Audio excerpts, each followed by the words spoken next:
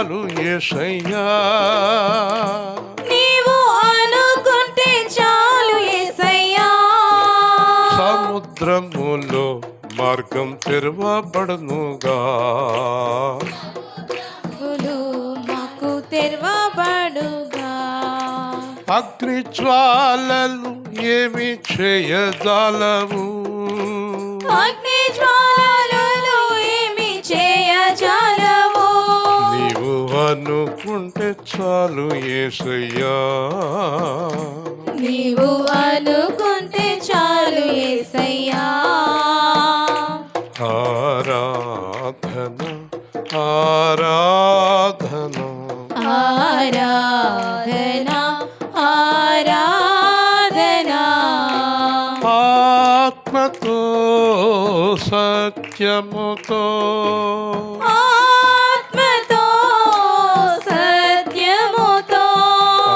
ఆరాధన ఆరాధన ఆరాధన ఆరాధన, పడి ఉన్న వారిని లేవనెత్తువాడవు, పడియున్న వారిని లేవనెత్తువాడవు.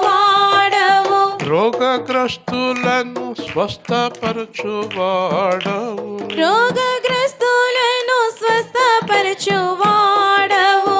కుంటి వారిని గ్రుడ్డి వారిని, కుంటి వారిని గ్రుడ్డి వారిని, మరణము పొందిన వారిని కూడా, మరణము పొందిన వారిని కూడా. జీవింపచేయును నీ మాటలే, జీవింపచేయును నీ మాటలే. నీవు అనుకుంటే చాలు యేసయ్యా, నీవు అనుకుంటే చాలు యేసయ్యా. అలాగునా జరిగిపోవును, అలాగునా జరిగిపోవును. నీవు ద్వారము తెరువగా, నీవు ద్వారము తెరువగా. మూయగలవారు లేరు, మూయగలవారు లేరు. నీవు ద్వారము మూసినా, నీవు ద్వారము మూసినా, తిరువగలవారు లేనే లేరు, తిరువగలవారు లేనే లేరు. సమస్తము నీకు సాక్ష్యమే దేవా, సమస్తము నీకు సాధ్యమే దేవా. సర్వ సృష్టికర్త ఆరాధన, సర్వ సృష్టికర్త ఆరాధన, సర్వలోకనాథుడ ఆరాధన, సర్వలోకనాథుడా ఆరాధన, సర్వశక్తిమంతుడా ఆరాధన, సర్వశక్తిమంతుడా ఆరాధన, సర్వలోక పూజ్యుడ ఆరాధన, సర్వలోక పూజ్యుడా ఆరాధన. ఆరాధన ఆరాధన ఆరాధన ఆరాధన, ఆత్మతో సత్యముతో ఆరాధన, ఆత్మతో సత్యముతో ఆరాధన. పరిశుద్ధుడా పరిశుద్ధుడా, పరిశుద్ధుడా పరిశుద్ధుడా, పరిశుద్ధతలో దైవమా, పరిశుద్ధతలో దైవమా, పరిశుద్ధాత్మదేవుడా, పరిశుద్ధాత్మదేవుడా. ఆరాధన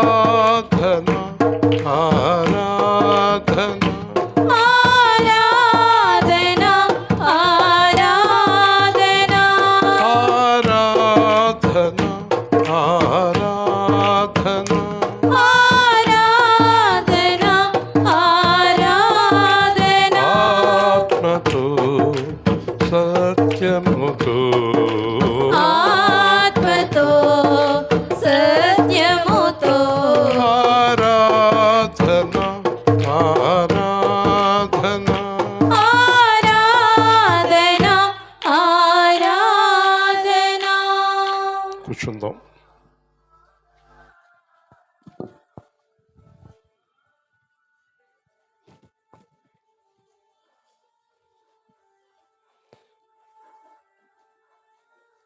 గలతీ రాసిన పత్రిక 5వ అధ్యాయం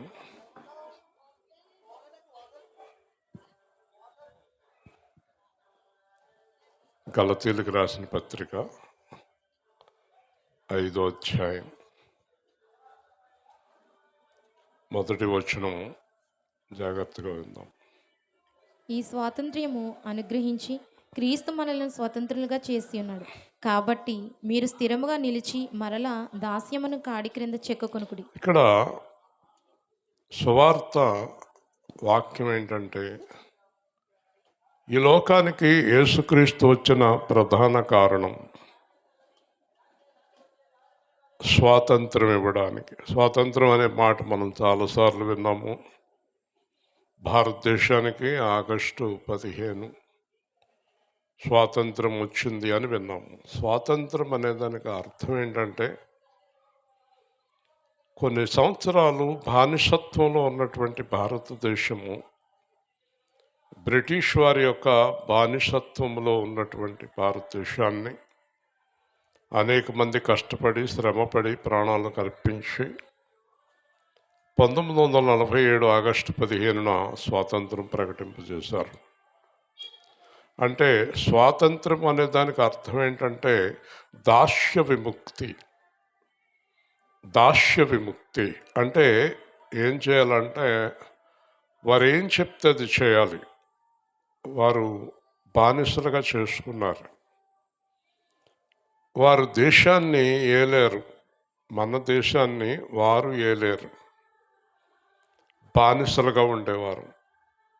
ఒక అమ్మాయి ఇంట్లో నుంచి పంపించమంటే పంపించాలి, మాట్లాడటానికి లేదు. ఏం మాట్లాడటానికి లేదు, బానిసత్వం అది. అలాగే కొంతమంది భర్తలు కూడా భార్యలను బానిసలుగా చూస్తారు. కొంతమంది భార్యలు భర్తలను బానిసలుగా చూస్తారు. కొంతమంది పని చేయించుకునేవారు పని చేసేవారిని బానిసలుగా చూస్తారు. ఈ బానిసత్వం అనేది కుటుంబాల్లో, కొన్ని సంఘాల్లో కూడా పాస్టర్లు విశ్వాసుల్ని బానిసలుగా చూస్తారు. అలాగే బానిసత్వం అనేది ఆగస్టు 15న భారతదేశానికి వచ్చింది అనుకున్నారు, కానీ ప్రపంచం అంతా ఒక బానిసత్వంలో ఉంది అన్నాడు యేసుప్రభు. ప్రపంచంలో ప్రతి మనిషి కూడా ఒక బానిసత్వంలో ఉన్నాడు. ఆ బానిసత్వం ఏంటంటే పాపము. దేవుని స్తోత్రం. ఏంటా బానిసత్వం? గట్టిగా చెప్పండి. పాపమునకు దాసులైన వారు. ఈ పాపానికి దాసులైన వారు పాపములో పడి కొట్టుకుంటూ ఉంటారు, దాని నుంచి బయటకు రారు. ఉదాహరణకి, ఈ లోకములో అన్ని పాపాలే కానీ పరిశుద్ధమైంది ఏది లేదు. ఈ లోకములో అంతా, జగమంతా పాపము నిండి ఉన్నది. ఒక పాపాత్ముడు ఈ లోకానికే అధికారిగా ఉన్నాడు. వాడే పాపాన్ని ప్రోత్సహిస్తూ ఉంటాడు. వాడే పాపం జరగడానికి కారకుడు. ఈ పాపంలో పడని మనిషి ఎవరైనా ఉన్నారా అంటే, తల్లి గర్భంలోనే పాపం ప్రారంభమైంది అన్నాడు. కాబట్టి ఈ పాపము తమకు తెలియకుండానే పాపానికి దాసురాళ్ళు అయిపోయారు. దాంట్లో డబ్బు, శరీరము, అధికారము, ఈర్ష్య, ద్వేష, అసూయలు, కక్షలు, ఇవన్నీ దుర్మార్గపు క్రియలు, పాపపు క్రియలు. పాపపు క్రియలు వ్యభిచారము, దొంగతనము, ఎదుటివారిని దూషించటం, హింసించటం, మోసం చేయటం, డబ్బుని దోచుకోవటం, ఎదుటివారి సొత్తుని దోచుకోవటం, తాగిపోవటం, ఎదుటివారిని మాటలతో హింసించటం. ఇది చూసుకుంటే ప్రతి కుటుంబంలో, ప్రతి ఇంటిలో, ప్రతి మనిషిలో ఉంది ఇది. ఒక ఆవిడ అంటది, నా భర్త చాలా దుర్మార్గుడు అంటది. కరెక్ట్గా పరిశీలిస్తే ఈవిడ కూడా దుర్మార్గురాలు అయి ఉంటుంది. కానీ ఈవిడ చెప్పుకోదు ఈవిడ గురించి, నేను మంచిదాన్ని, నా భర్త దుర్మార్గుడు అంటది. ఈవిడలో కొన్ని అవలక్షణాలు ఉంటాయి. అవలక్షణాలు లేని మనుషులు లేరు. కాబట్టి ఒక త్రాగుబోతుని నేను ప్రశ్నించాను, నువ్వు ఎందుకు తాగుతున్నావు అంటే, తాగకపోతే నా ఇంటిలో నా భార్య నిద్రపోనివ్వదు, తాగితే భయపడుతుంది, నేను నిద్రపోతాను, అంత హింసిస్తుందంట ఆ భార్య. ఆవిడ ఒక దుర్మార్గురాలు, ఇతను ఒక దుర్మార్గుడు. మొత్తం మీద చూస్తే ప్రపంచమంతా కూడా ఒకరినొకరు హింసించుకుంటూ, ఒకరినొకరు దూషించుకుంటూ, ఒకరినొకరు ద్వేషించుకుంటూ, హింసించుకుంటూ భయంకరమైనటువంటి పాపదాస్యంలో ఉన్నారు. డబ్బులు చూడండి, డబ్బులు ఎంత మోసం చేస్తున్నారు. ఆ డబ్బు పిచ్చిలో పడి అందరినీ, పిల్లల్ని, తల్లిని, తండ్రిని మోసం చేసేస్తున్నారు. తన పర భేదం లేదు. ఒకరోజు ఒక త్రాగుడికి అలవాటు పడిన వ్యక్తి, నా భార్య చనిపోయింది, శ్మశానం తీసుకెళ్తానికి డబ్బులు లేవని అందరి దగ్గర డబ్బులు వసూలు చేసుకుని, దాంట్లో తెలుసున్న వాళ్ళు ఇద్దరు గబగబా, అదేంటి పాపం ఆవిడ మొన్నటిదాకా బాగానే ఉంది కదా, చనిపోయిందా అని చూడటానికి ఇంటికి వెళ్ళేటప్పటికి ఆవిడ బ్రతికే ఉంది. అదేంటి మీ ఆయన చనిపోయిందని చెప్పి అందరి దగ్గర డబ్బులు తీసుకుంటున్నాడు, వాళ్ళందరూ మీ ఇంటికి వస్తారు నిన్ను పలకరించడానికి అని అనేటప్పటికి, అంత దారుణంగా చేస్తున్నాడా అని చెప్పి లోపలికి వెళ్ళి ఉరి పెట్టుకుని నిజంగానే చచ్చిపోయింది. మరి అందరూ వచ్చి చచ్చిపోయిందని పలకరించడానికి వస్తారు. ఎలాగో ఇతను ఆ దుర్మార్గత్వం నుంచి బయటకు రాడు గనక చనిపోవటమే మంచిది అనుకుని నిజంగానే చనిపోయింది. నేను ఎందుకు చెప్తున్నానంటే, ఇంత దారుణమైనటువంటి పాపకరమైనటువంటి జీవితంలో నుండి మనల్ని విడిపించడానికి, ఇక్కడి నుంచి ఎందుకు వెళ్ళావు, కూర్చో, ఇక్కడ ఒకడు కూర్చోండి, ఇక్కడ ఒకడి మీద ఒకడు కూర్చోకపోతే నిద్రట్టదా మీకు? ఎక్కడ కూర్చునేవాళ్ళు అక్కడ కూర్చోండి. కాబట్టి ఆ పాపదాస్యములో ఉన్నటువంటి మనుషులు ఎవరు చచ్చిపోయినా వారికి లెక్కలేదు, ఎవరు పోయినా వాళ్ళకి లెక్కలేదు, వాళ్ళ పనులే వాళ్ళకి కావాలి. ఇంత దాస్యములో ఉన్నటువంటి మనుషులు, స్టువర్ట్పురం దొంగలు, ఊరంతా దొంగలే. ఆ దొంగలకి సువార్త ప్రకటించి అద్భుతంగా మార్చినప్పుడు ఒక దొంగ సాక్ష్యం ఇస్తున్నాడు. ఆ సాక్ష్యం ఏంటంటే, నా భార్య మార్చలేకపోయింది, మా పెద్దోళ్ళు మార్చలేకపోయారు, పోలీసులు మార్చలేకపోయారు, చట్టాలు మార్చలేకపోయినాయి, నన్ను దొంగతనం నుంచి ఎవ్వరూ విడిపించలేదు, యేసుక్రీస్తు విడిపించాడు. హల్లెలూయా. యేసుక్రీస్తు ఈ లోకానికి వచ్చిన కారణం ఏంటంటే, ఈ పాపము నుంచి విడిపించడానికి, పాపపు పనుల నుంచి విడిపించడానికి. మీరు ఇంకోటి కూడా గుర్తుపెట్టుకోవాలి, మీరు ఏ పాపములో ఉన్నా కూడా మీకు స్వతంత్రం లేదు. పెళ్ళానికి దాస్యం చేస్తున్నావు అనుకో, నువ్వు స్వతంత్రుడివి కాదు. మొగుడికి దాస్యం చేసేవాళ్ళు కూడా స్వతంత్రుడు కాదు. ఎందుకంటే ఆ పిల్ల వెనకాలే తిరుగుతాడు, అది ఎక్కడుంటే అక్కడ, ఎక్కడి నుంచి ఉంటే అక్కడ, ఎక్కడ కూర్చుంటే అక్కడ దాని వెనకాలే తిరుగుతాడు. వీడికి దేవుడు అక్కర్లేదు, దానితోటే ఉంటాడు. లేదంటే ఆ చెడ్డ వ్యసనాలతో ఉంటాడు, చెడ్డవాటితో ఉంటాడు. వీడికి తెలియకుండానే వీడు పిల్లలకి, పెళ్ళానికి, మొగుడికి దాస్యం చేస్తూ ఉంటారు. అలాగే పాపానికి దాస్యం చేస్తారు. ఆ వ్యభిచారి ఆకర్షించదు కనుక ఆ వ్యభిచారి వెనకాల తిరుగుతూ ఉంటాడు ఈ దుర్మార్గుడు, పెళ్ళాన్ని వదిలిపెట్టి. దాస్యం, ఆ డబ్బు, రాత్రి పగలు డబ్బు లెక్కెట్టుకుంటూ డబ్బుకి దాస్యం చేస్తున్న వాళ్ళు, పదవులకి దాస్యం చేస్తున్నవారు, ఎన్ని అబద్ధాలు ఆడైనా ఆ ఓట్లు సంపాదించుకుని అధికారంలో కూర్చోవటానికి ప్రయత్నం చేస్తారు. ఇలాగ ఎక్కడ చూసినా కూడా మోసం, దాస్యం. ఎందుకంటే డబ్బులు ఇస్తారు, వేస్తారు, దాస్యం, మళ్ళీ డబ్బులు సంపాదించుకుంటారు. ఎవరిని తీసుకున్నా ఉద్యోగస్తులు లంచాలు తీసుకుంటున్నారు.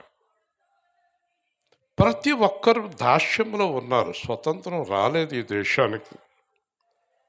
ఏ మనిషికి స్వతంత్రం రాలేదు.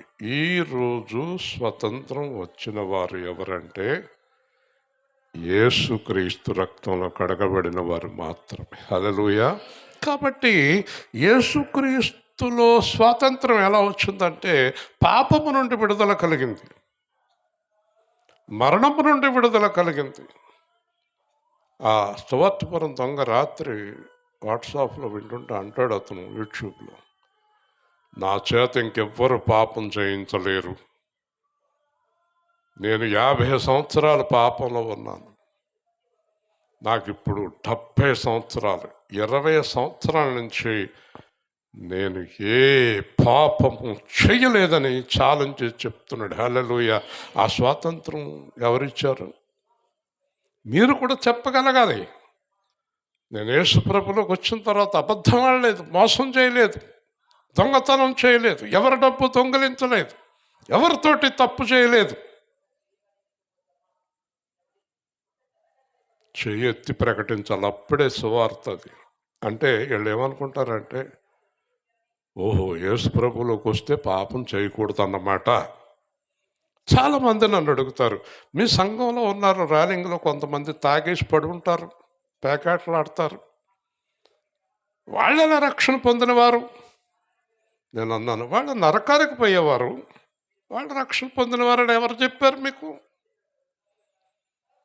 వేల్పూర్ అవని, రాలింగ్ అవని, ఇంకో ఊరు అవని, ఏ ఊరు అవని, సంఘంలో ఆడదవని, మగోడవని, పిల్లవని, పెద్దోడవని, ఎవరవని, పాపము చేసేవారు యేసుక్రీస్తుకు సంబంధించిన వారు కారు. హల్లెలూయా. గుర్తుపెట్టుకోండి. ఒకవేళ మీరు పాపం చేసి మేము యేసు ప్రభువుని నమ్ముకున్నాం అని చెప్తే దుర్మార్గం అది. ఎందుకంటే పాపము చేసేటటువంటి క్రైస్తవుల పేరు పౌలు చెప్పాడు, దుర్మార్గులు. దుర్మార్గుడు అంటే అర్థం తెలుసా మీకు? అది పెద్ద బూతు కాదు. దుర్మార్గులు అంటే మార్గం తప్పినవారు, చెడ్డ మార్గంలో వెళుతున్నవారు. దుర్మార్గుడు అంటే నన్ను ఏదో తిట్టేస్తున్నారు అనుకోవద్దు. దుర్మార్గులు అంటే సన్మార్గులు, దుర్మార్గులు. సన్మార్గులు అంటే మంచి మార్గంలో వెళ్ళేవారు, దుర్మార్గులు అంటే దుష్ట మార్గంలో వెళ్ళేవారని అర్థం. అంచేత పౌలు అన్నాడు కొరింథీలో, మీకు తెలిస్తే మీ సంఘములో ఎవరైనా, ఒకవేళ పాస్టర్ అయినా, పాస్టర్ అమ్మైనా, విశ్వాసులైనా ఎవరైనా కూడా పాపము చేస్తున్నట్టు కనుక మీకు తెలిస్తే వెలివేయండి అన్నాడు. వాళ్ళని సంఘం నుంచి బహిష్కరించండి అన్నాడు. మళ్ళీ వాళ్ళతో కలిసి భోజనం చేయొద్దన్నాడు, వాళ్ళతో కలిసి నీళ్లు తాగొద్దన్నాడు, వాళ్ళతో కలిసి ప్రయాణం చేయొద్దన్నాడు, వాళ్ళతో కలిసి మీరు ఉండొద్దన్నాడు. వింటున్నారా? కాబట్టి ఈరోజు మనం సువార్త ప్రకటించాలంటే ఏమై ఉండాలో అర్థమైందా? అందరూ చెప్పండి. స్వతంత్రులు అయి ఉండాలి. హల్లెలూయా. ఏమై ఉండాలి? స్వతంత్రులు అంటే ఎవరు? స్వతంత్రులు అంటే ఎవరు? వాళ్ళు ఏ పాపానికి లోబడని వారు. హల్లెలూయా చెప్పండి. ఎవ్వరికి లోబడని వారు, లోకానికి లోబడిన వారు, పాపానికి లోబడిన వారు. పెళ్ళం అంటది మొగుడితో, కొత్త అబద్ధం ఆడవా? అలాగే ఆడతాను, నువ్వు ఆడమంటే నేను ఆడకుండా ఉంటానా? వీడు దుర్మార్గుడు. పెళ్ళం చేత అబద్ధాలు ఆడించేవాడు దుర్మార్గుడు, మొగుడి చేత అబద్ధాలు ఆడించేది దుర్మార్గురాలు.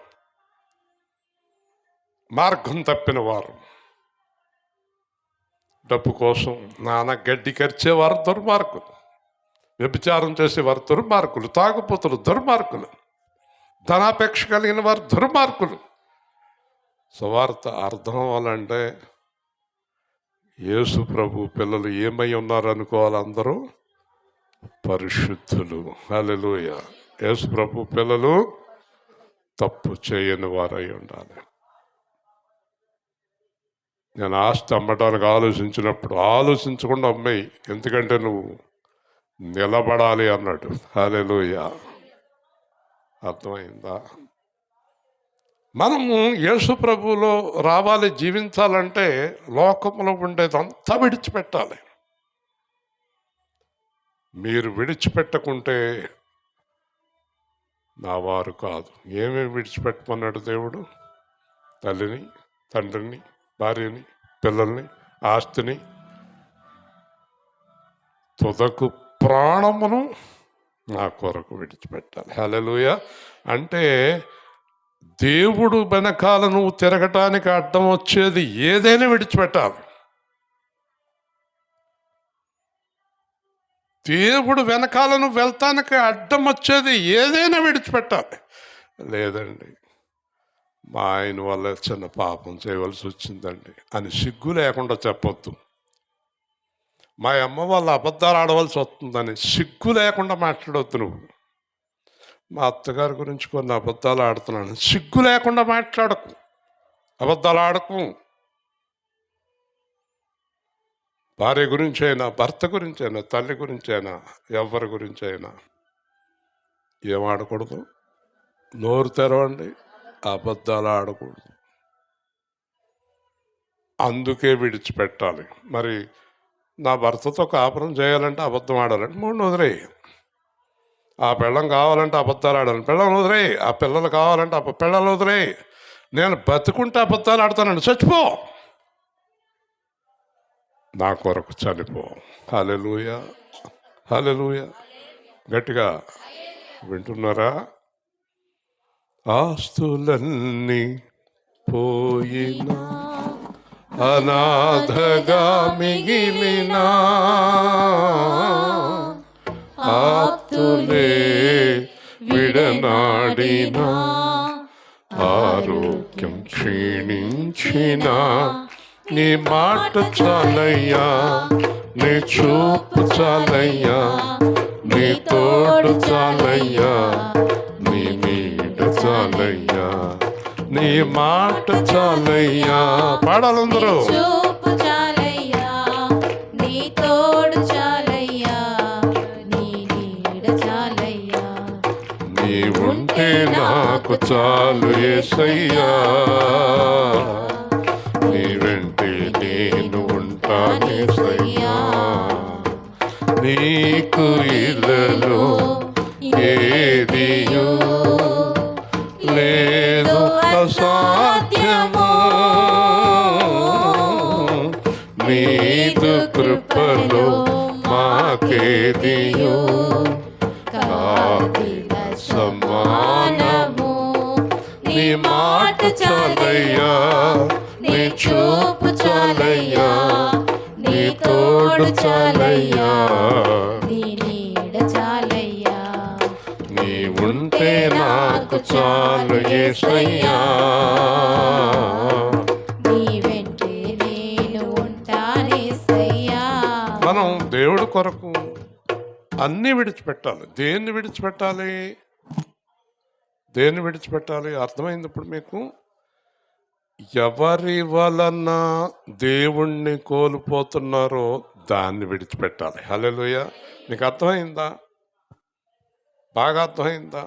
నీ భార్య వల్ల దేవుడు దూరం అయిపోతున్నాడు, నీ భర్త వల్ల దేవుడు దూరం అయిపోతున్నాడు, నీ పిల్లల వల్ల దేవుడు దూరం అయిపోతున్నాడు, నువ్వు చేసే దరిద్ర పనుల వల్ల దేవుడు దూరం అయిపోతున్నాడు. అవి విడిచిపెట్టాలి నువ్వు,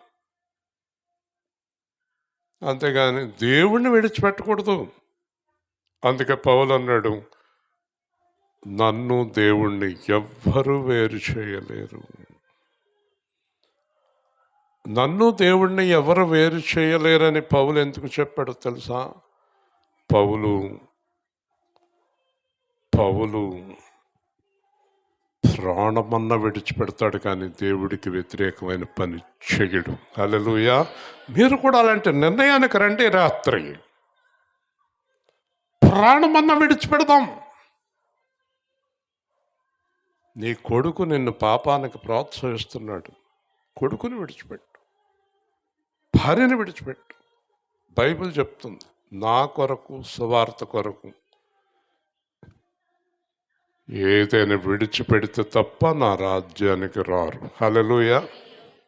ఇప్పుడు నీకు 20 ఏళ్ళు 22 ఏళ్ళు దాకా భర్త లేడు, మళ్ళీ 40 ఏళ్ళ తర్వాత ఉండడు, మధ్యలో ఉండేది 30-40 ఏళ్ళు కాపురం, అంతే కదా.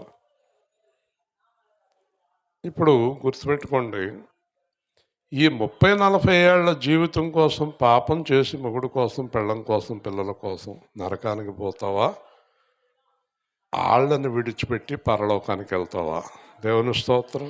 ఈ 30-40 ఏళ్ల బంధం శాశ్వతం కూడా కాదు. ఆ కూతురు కోసం అన్ని అబద్ధాలు ఆడుతుంది. కూతురు దేవుడు ఈవిడికి, అందుకే నువ్వు అభివృద్ధి అవ్వట్లేదు, ఆశీర్వదించటం లేదు. నేను నీ కూతురుని బట్టి నీకు ఆశీర్వాదం ఆపేశాను, నీ కొడుకుని బట్టి ఆపేశాను, నీ భర్తను బట్టి ఆపేశాను, నీ భార్యను బట్టి ఆపేశాను. దేవుడు మాట్లాడుతున్నాడు, బలంగా మాట్లాడుతున్నాడు. ప్రతిరోజు నాతో మాట్లాడిందే నేను మీకు వివరిస్తాను. ఆయన నాతో మాట్లాడకుండా నేను మీకు ఏది చెప్పను. నాతో అన్నాడు, నువ్వు ఏది గురించి ఆశీర్వాదం పోగొట్టుకోవడానికి సిద్ధపడుతున్నావు? ఆశీర్వాదం పోగొట్టుకోవటానికి ఎందుకు సిద్ధపడుతున్నావు? నువ్వు ఉండలేవా? నువ్వు నిలవలేవా అని స్పష్టంగా మాట్లాడాడు దేవుడు. అందుకే ఈరోజు ఇంత గట్టిగా మీతో చెప్తున్నాను. దేవుడు అన్నాడు, నేను కావాలా, నీ ఇష్టం కావాలా, నా రాజ్యం కావాలా, నీ ఇష్టం కావాలా? తేల్చుకో. ఈరోజు రాత్రి మీరు కూడా తేల్చుకోండి. మీరు ఇంట్లో వాళ్ళు, బయట వాళ్ళు ఏళ్ళు చెప్పినట్టు జీవించడానికి సిద్ధపడుతున్నారా? దేవుడు చెప్పినట్టు జీవించడానికి సిద్ధపడుతున్నారా? ఎంతమంది అయితే దేవుడు చెప్పినట్టు జీవించడానికి సిద్ధపడుతున్నారో కుడి చేతి అందరూ దేవుని స్తోత్రం చెల్లిద్దాం. హల్లెలూయా. అప్పుడు దేవుడు మీ జీవితాలను ఘనపరుస్తాడు, మిమ్మల్ని ఆశీర్వదిస్తాడు. ఇంకొక మాట అంటాడు, ఓ భార్య, నీ సత్ప్రవర్తనను బట్టి నీ భర్తను మార్చుకో. ఓ భర్త, నీ సత్ప్రవర్తన బట్టి నీ భార్యను మార్చుకో. ప్రయత్నం చేయమంటున్నాడు. పెళ్ళాన్ని వదిలేయమని, మొగుడిని వదిలేయమని, పిల్లల్ని వదిలేయమని దేవుడు చెప్పటం లేదు, మార్చుకోమంటున్నాడు. ప్రార్థన చేయమంటున్నాడు, వాళ్ళకి చెప్పమంటున్నాడు. ఒకరోజు ఒక భార్య, నాకు తెలుసున్న ఆవిడ భర్తతో చెప్పింది, ఏమండి ఈ పని వద్దండి అంది. నేను ఆ పని మాను అన్నాడు. దానివల్లే మనం బతుకుతున్నాం అన్నాడు. వద్దండి అని చాలా కాలం బ్రతిమలాడింది, దేవుడికి ప్రార్థన చేసింది. ఒకరోజు భర్తతో చెప్పింది, ఏమండి ఇంక ఈ పని వద్దు అంది. కుదరదు అన్నాడు. నేను వెళ్తాను. ఎక్కడికి? దేవుడి దగ్గరికి. అంటే దేవుడి కొరకు జీవించడానికి. అంటే నాతో ఉండవా? ఉండను. పిల్లలు 3, ఏం చేస్తావు? పిల్లలు ఇష్టం. పిల్లల్ని అడిగారు. పిల్లల్ని అడిగితే పిల్లలు అన్నారు, మేము అమ్మ కూడా వెళ్ళిపోతాం. హల్లెలూయా. ఎందుకంటే అమ్మలో ఏముంది? సత్యం ఉంది. నాన్నలో అబద్ధం ఉంది, నాన్నలో మోసం ఉంది అన్నారు పిల్లలు. పిల్లలు 3 తీసుకుని తను బయటకు వచ్చింది. తను కొత్త జీవితాన్ని ప్రారంభించింది. కూలి పనికి వెళ్ళడం ప్రారంభించింది. ఈరోజు వాళ్ళ జీవితం చూస్తే వాడు శిథిలమైపోయాడు. 3 పిల్లలు ఉద్యోగాలు వచ్చి తల్లి పిల్లలు అందరూ సంతోషంగా జీవిస్తున్నారు. హల్లెలూయా. సత్యం చాలా గొప్పది. యేసుప్రభువు అడుగుతున్నాడు, నేను ఈరోజు నీకు నా ఆశీర్వాదం కావాలా, నీ ఇష్టాలు కావాలా, నీ నీచమైన పనులు నీకు కావాలా, నీ అబద్ధాల బ్రతుకు నీకు కావాలా? ఆ బతుకు విడిచిపెట్టవాను. నేను నా ఇష్టం లేకుండా జీవించే వారిని ఆశీర్వదించలేను. దేవుని స్తోత్రం. ఆయన ఆశీర్వాదం నీకు రాదు. కాబట్టి యేసు మనలను స్వతంత్రులుగా చేశాడు. స్వతంత్రులు అంటే ఎవరో తెలుసండి? పాపం మీద జయం సాధించిన వారు. హల్లెలూయా. పాపాన్ని జయించిన వారు స్వతంత్రులు, పాపం మీద జయం సాధించిన వారు. ఇంకా అసలు వాళ్ళని పాపం ఏం చేయలేదండి. ఎప్పుడైతే పాపం ఏం చేయలేకపోయిందో అపవాది నీ యొద్ద నుండి పారిపోతాడు. హల్లెలూయా. ఎప్పుడైతే అపవాది పారిపోయాడో దేవుడు సంపూర్ణంగా నీ జీవితంలోకి, నీ కుటుంబంలోకి వచ్చేస్తాడు. అప్పుడు నీ కుటుంబం, నీ ఇల్లు, నీ జీవితం పరలోకం అయిపోతుంది. హల్లెలూయా. చాలా అద్భుతంగా ఉంటుందండి జీవితము. ఇప్పుడు భర్త, భార్య, పిల్లలు అందరూ దేవుడి చిత్తానుసారంగా జీవించే కుటుంబము ఎంత సంతోషంగా ఉంటుందండి. ఎంత బాగుంటుందండి. చాలామంది మొన్న నాతోటి, రూతు గారు కూడా మా అమ్మాయితోటి మాట్లాడుతూ,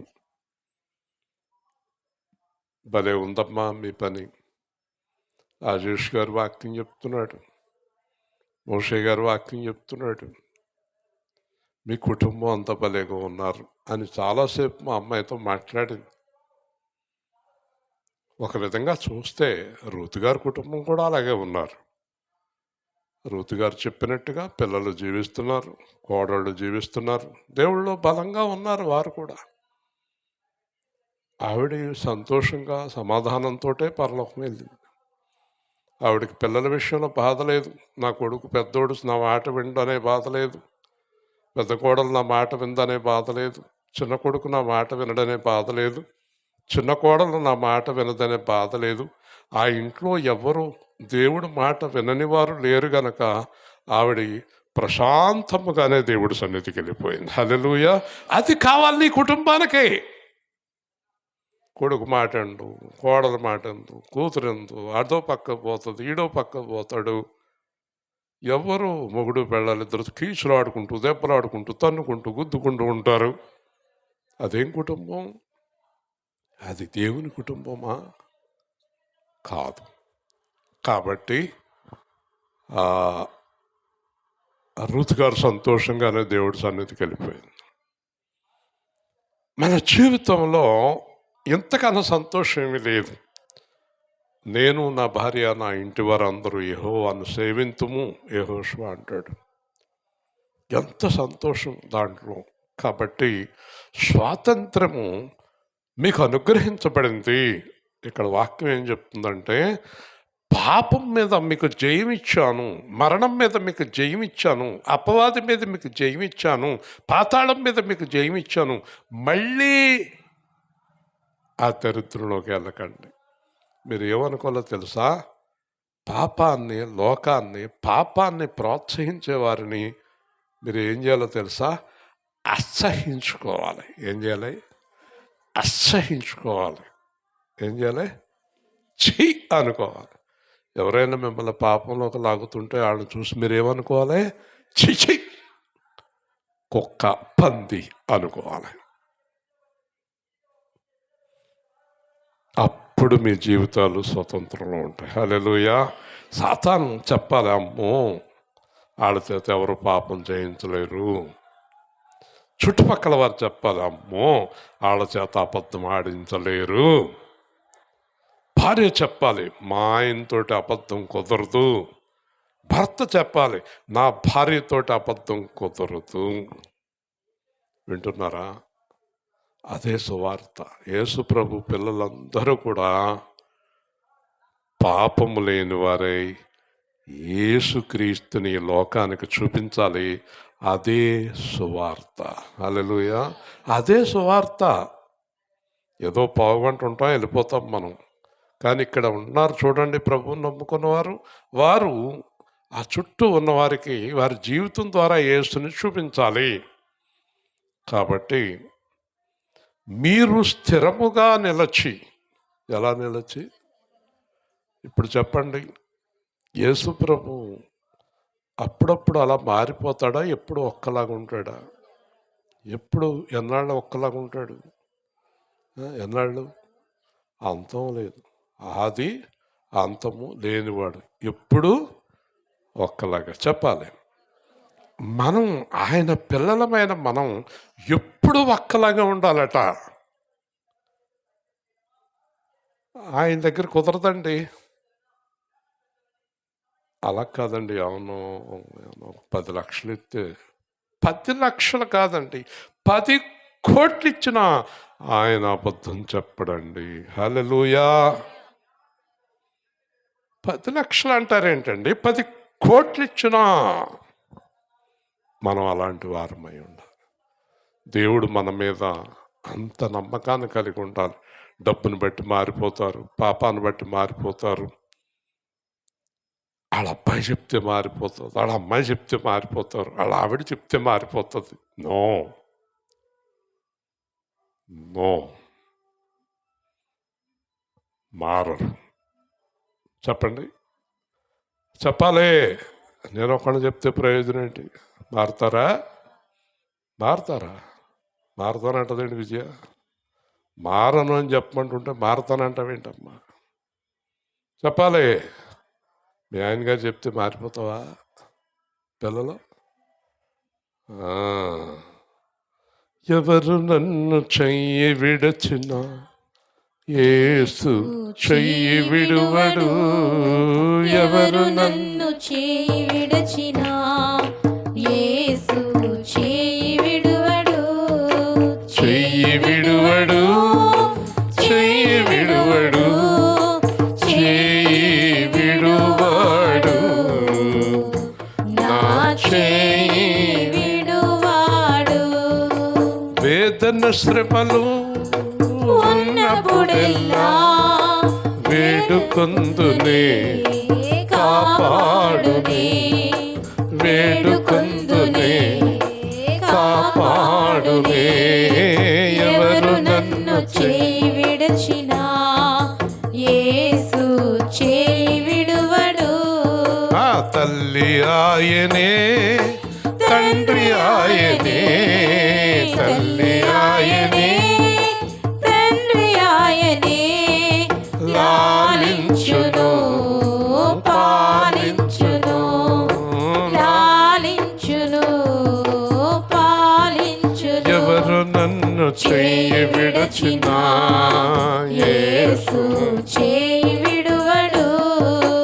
ఆత్మచేత అభిషేకించి, ఆత్మచేత అభిషేకించి వాక్యముతో నడుపుచున్నాడే, జీవవాక్యముతో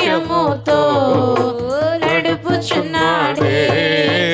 ఎవరు నన్ను చేయి విడచిన యేసు చేయి విడువడు. ఇక్కడ మనం చూసినప్పుడు బాగా అర్థం చేసుకోండి. మనం యేసుప్రభు చెప్పినట్టు జీవించినప్పుడు యేసుప్రభుతో దెబ్బలాడవచ్చు. ప్రభువా, నేను నువ్వు చెప్పినట్టు బతుకుతున్నాను, నాకు ఇంకా ఎందుకు ఆశీర్వాదం రాలేదు అని అడగవచ్చు. మా అమ్మాయికి ఎందుకు పెళ్ళి అవ్వలేదు, మాకు ఇంకా ఎందుకు పిల్లలు పుట్టలేదు, మాకు ఇంకా ఎందుకు ఇల్లు లేదు, మాకు ఇంకా ఎందుకు ఆరోగ్యం లేదు, మాకు ఇంకా ఎందుకు ఎలా ఉందని దెబ్బలాడవచ్చు మీరు దేవుడితోటి. ఇలాగెళ్ళమ్మా ఎలా పోయారు కాబట్టి దెబ్బలాడవచ్చు మీరు.